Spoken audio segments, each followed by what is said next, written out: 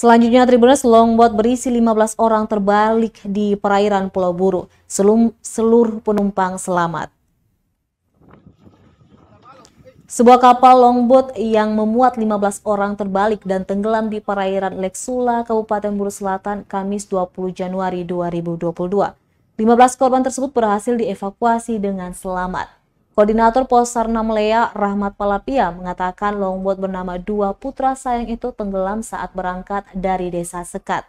Dia menjelaskan longboat tersebut dihantam ombak sehingga air masuk ke dalam dan perlahan-lahan tenggelam.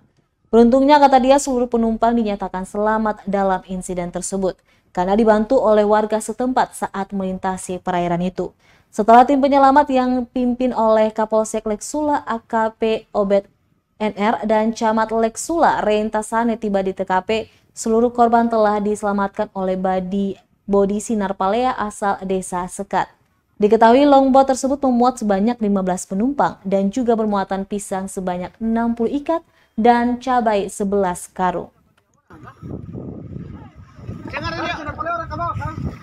Jangan ada orang tadi.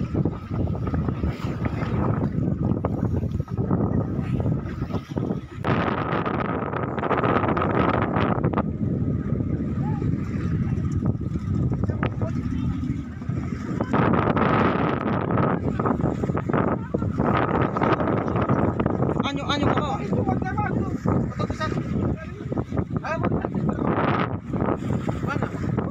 Terima kasih sudah nonton. Jangan lupa like, subscribe, dan share ya.